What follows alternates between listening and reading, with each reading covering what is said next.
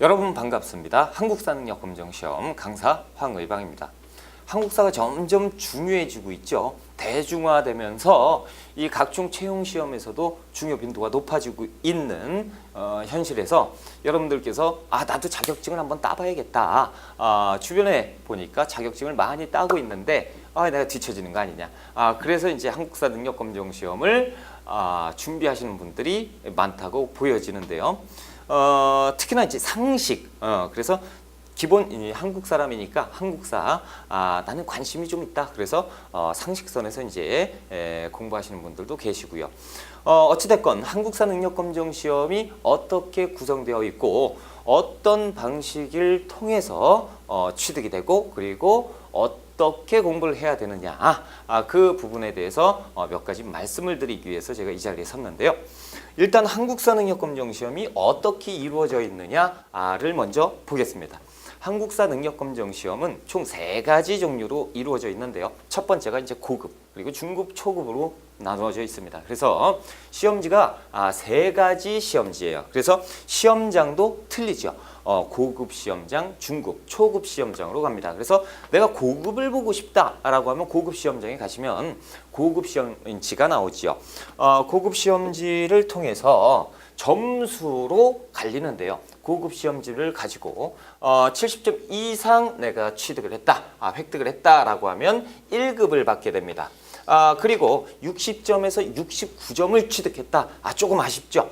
그런 분들은 2급을 받게 되고요. 중급을 시험을 봤다 하시는 분들은 똑같습니다. 70점 3급 그리고 4급 이런 구성으로 돼 있죠. 그 한국사 능력 검정 시험의 합격은 이 60점 이상을 기준으로 합니다. 그래서 4급 이상 취득했다. 다시 얘기해서 60점 이상 취득했다라고 하면 합격증이 나오는 겁니다. 문항수는 총 50문항으로 이루어져 있는데요. 1점 10개, 2점 30개, 그렇죠? 3점은 또 10개. 그래서 총 10, 60, 30, 100점으로 이루어져 있고요. 자, 한국사 능력검정 시험 출제 경향. 이거 많이 궁금하실 건데요. 일단 한국사 능력검정 시험은요, 단편적인 문제 자체는 존재하지 않습니다. 그렇기 때문에 뭐 예전에 학력고사라든가 혹은 공무원 시험에서 단편적으로 이것은 무엇이냐 맞춰봐라 1, 2, 3, 4, 5 이런 건 안 나와요. 자료가 주어집니다. 그래서 자료 제시형이 우리 시험의 특징인데요. 이 자료는 독특합니다. 사료가 나올 수도 있고요. 그리고 사진, 그림 혹은 지도가 나와서 그 위치, 이 지역에 대한 문제, 그리고 신문기사를 국사편찬위원회에서 실제로 만들기도 하고요. 그렇게 해서 자료를 만들어서 제시하는 문제입니다. 예를 들어서 1번 다음 가와 다음 자료의 가에 대한 내용으로 옳지 않은 것은 그래놓고 자료에 쭉 사료가 제시가 돼 있고 가가 나와 있죠. 그리고 1, 2, 3, 4, 5번에서 선택해서 답을 내는 객관식형이고요. 고급과 중급을 말씀을 드리자면 고급과 중급의 큰 차이점이 어디에 있느냐? 일단 고급 같은 경우는요 자료가 깁니다. 그래서 일단 양에서 조금 질리죠. 그래서 무서워 장문입니다. 그리고 이제 사료 자체도 보지 못한 생소한 사료들 혹은 만든 자료 이런 것들이 이제 출연이 되는 것이 고급이에요. 그래서 옛 문체, 고문체로 출제가 되는 경우도 있고요. 중급 같은 경우는 조금 단문의 형식을 갖고 있죠. 그래서 여기에서 고급에서 만약에 장문으로 사료 형태로 출제가 됐다. 그러면 중급 같은 경우는 사진이라든가 그림으로 대체한다거나 아니면 대화 형식으로 대체되는 그런 좀 간단하죠. 고급에 비해서 좀 간단한 그런 문제가 그런 자료가 제시가 되고요. 사료 형태도 조금 익숙한 사료 형태가 나옵니다. 그러니까 교과서에 실려 있는 그대로의 문구를 그냥 문제를 낸다든가 그래서 고급에 비해서 중급이 조금 수월하지요. 자, 유네스코 문화재라든가 그리고 명절 그리고 시사 교양 등의 문제도 출제가 되는데요. 이런 것들이 우리 수험생들을 이제 곤란하게 하는 것이죠. 수험생들이 한국사만 공부하는 게 아니고 토익, 토플 혹은 또 공무원 시험을 준비하시는 분들도 계시는데 아주 공부할 게 많은데 게다가 또 뉴스까지 보셔야 돼요. 시사 교양 그리고 직접적인 지금 문화재 같은 경우 있죠. 유네스코에서 무엇을 지정했느냐 어떻게 알아요? 시간이 없는데 그렇죠? 그래서 최대한 최신 강의를 좀 들으실 필요가 있다라는 거죠. 실예로 2013년에 그 석가탑 아시죠? 그 불국사 3층 석탑을 복원하는 작업 중에 금동 입상이라든가 혹은 사리 보관함이 발견이 됐습니다. 그래서 제가 이제 오프라인 수업에서 이게 지금 나왔는데 아유 뭐 다음 시험에서 안 나오겠죠. 그러니까 한 번 더 걸르고 나올 겁니다. 라고 얘기를 했지만 그 회차에 바로 나온 적도 있고요. 그래서 그 조금 시사적인 문제에 있어서 조금 민감한 시험이 한국사 능력검정 시험이다. 이렇게 이제 볼 수가 있고요. 그렇다면 이렇게 이제 이제 유형을 좀 봤고요. 우리가 학습 방법을 조금 공부할 필요가 있다라는 거죠. 일단 난이도가 떨어졌어요. 그래서 난이도가 낮기 때문에 합격률은 자연스럽게 높아지죠. 그러다 보니까 학생들이 조금 거만한 태도로 그 공부를 하신 분들을 제가 간혹 봅니다. 그분들이 이제 조금 조심하셔야 되는 거는 겸손한 자세가 필요하다라는 거죠. 왜냐하면 한국사 능력검정 시험 같은 경우는 생소한, 그러니까 실제로 지금 당장 만들어서 새로운 유형의 문제를 내는 경우가 많은데 우리가 이제 난 이제 한국사 공부를 좀 많이 했다 하시는 분들이 뭐 공무원 강의를 들으신다거나 수능 강의를 들으시고 이렇게 이제 시험을 보시는 분들이 계세요. 아니 합격을 하면 다행이지만 불합격하면요 어떻게 해요, 그렇죠? 그리고 뭡니까 자신만의 방법으로 공부를 하시는 분들.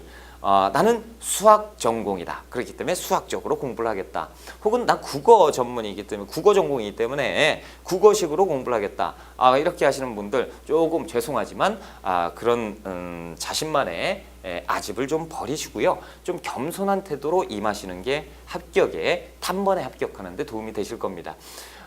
그리고 역사지요. 한국사 능력검정 시험은 한국사에 대해서 시험을 능력을 테스트하는 거기 때문에 역사입니다. 역사는 스토리지요. 그래서 일정한 양의 그 사이클이 있는데요. 이 주기가 있습니다. 그래서 이 주기를 통해서 흐름을 파악해야 되는데 우리가 이제 그동안 국사 공부를 하신 분들, 그렇죠? 우리가 이제 다 학교 나왔잖아요. 그 기본적인 우리가 과정을 거쳤는데요.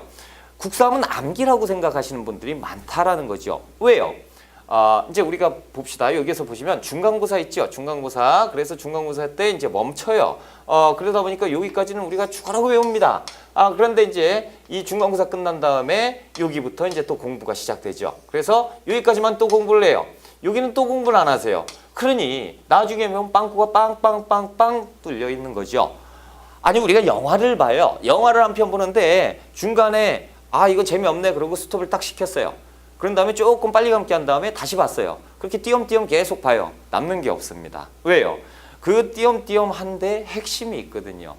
역사는 특히나 스토리입니다. 이야기인데 이야기에서 이걸 빼먹고 이렇게 한다? 그러면 한 중간 정도 이상 가잖아요. 그러면 한 게 아깝지. 또 공부한 게 아깝습니다. 그러다 보니까 에라 모르겠다. 이제 지금이라도 외워버리자.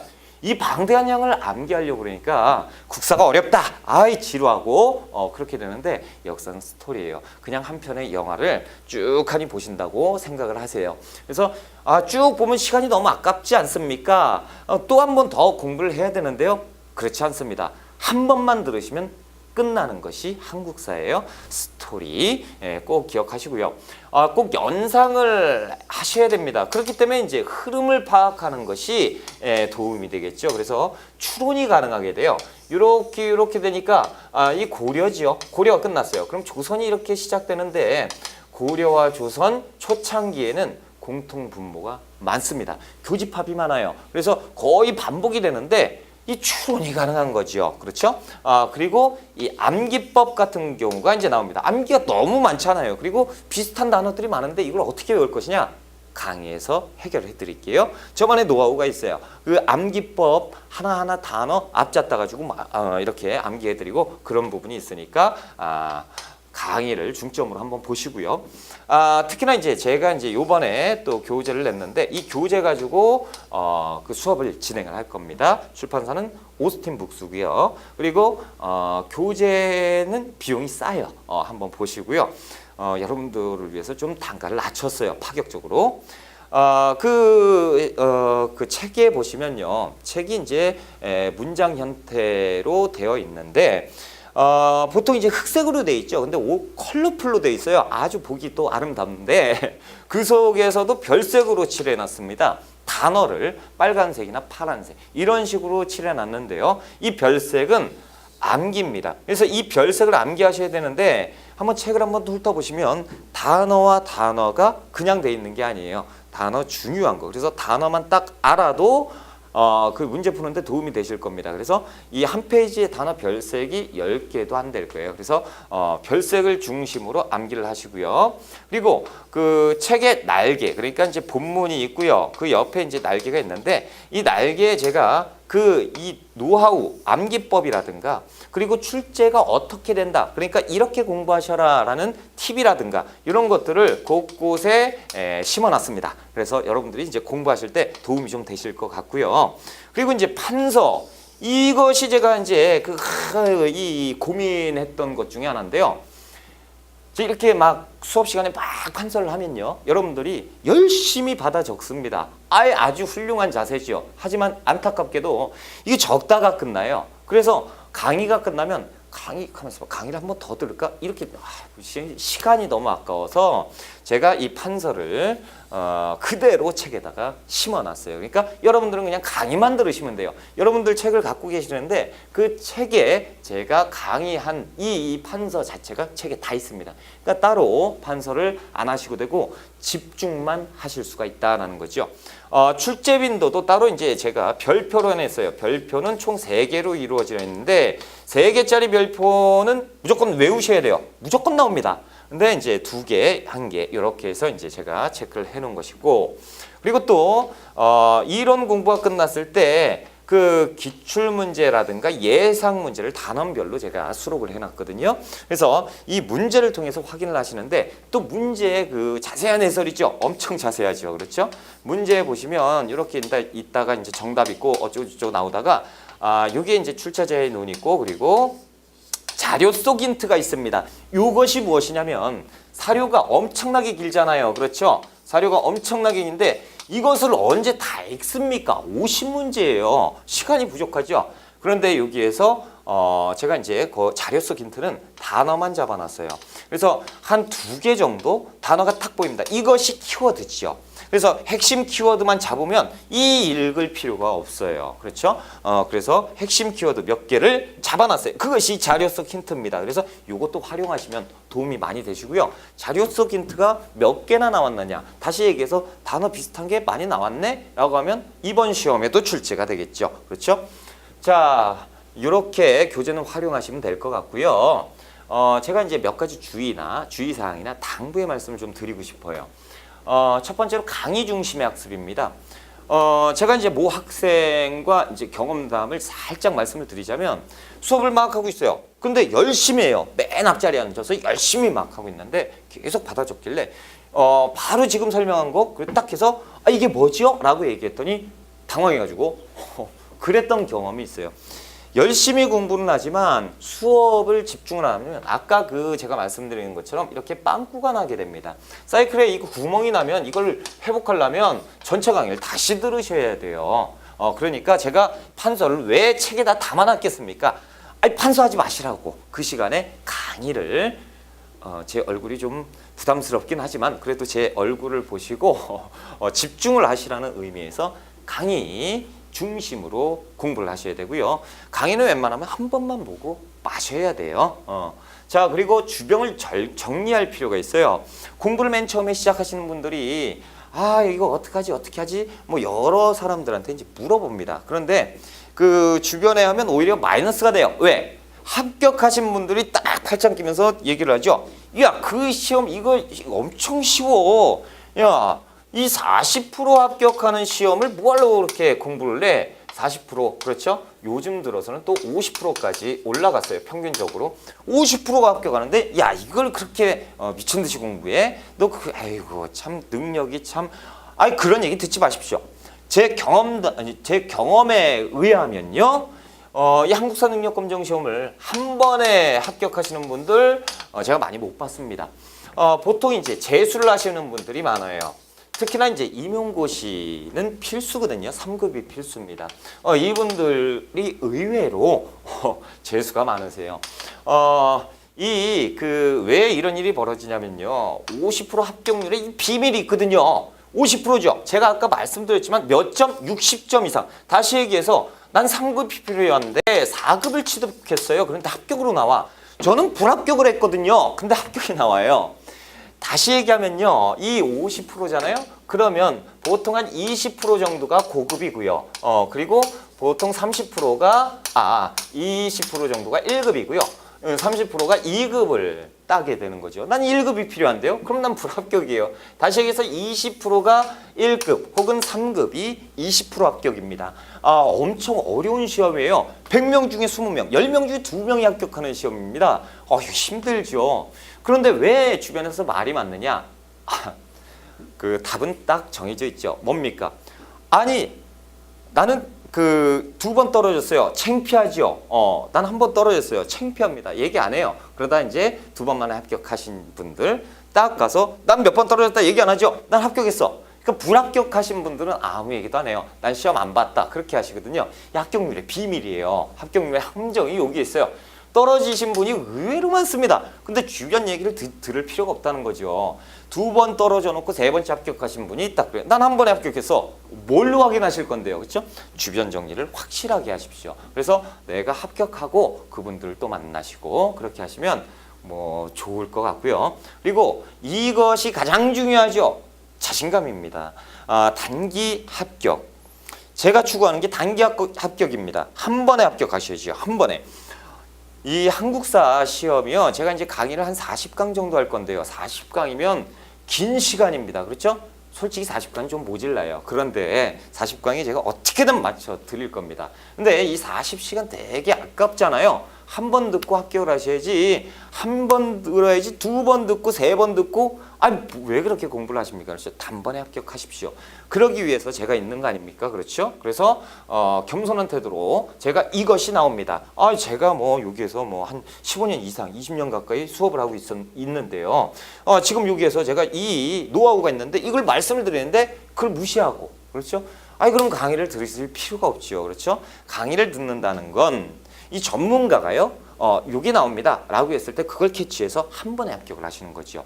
그리고 결코 저를 신뢰하지 마세요. 저를 100% 신뢰하지 마세요. 왜요? 시험장에 제가 같이 안 갑니다. 시험장에 갈 때는 자신만을 믿어야죠. 그러니까 여러분들이 수업을 들어가기 전에요. 꼭 되새기십시오. 나는 할 수 있다라는 거죠. 20% 무시하세요. 이거는 제가 무시하시고 30% 무시하시고요. 이것만 기억하세요. 50% 합격하는 건데 내가 50%에 못 끼겠어. 나는 그 정도는 되는 사람이야. 나는 할 수 있어. 라는 자신감을 가지고 시작하시면 무조건 됩니다. 이거 좀 불안한데 내가 공부가 좀 불안한데 불안하더라도 나는 다 돼 있다라고 주문을 거세요. 그럼 무조건 되실 겁니다. 그렇죠? 그래서 이 정도로 OT를 마무리를 짓고요. 여러분들이 할 수 있다는 자신감 그것만 갖고 오세요. 제가 수업 시간 중간중간에 이거 무조건 됩니다. 여러분들 중간중간에 화이팅을 제가 해드려요. 그러니까 걱정하지 마시고요. 이 정도로 OT를 마무리하고요. 궁금한 사항은 제 그 카페로 오셔가지고 질문을 하시고요.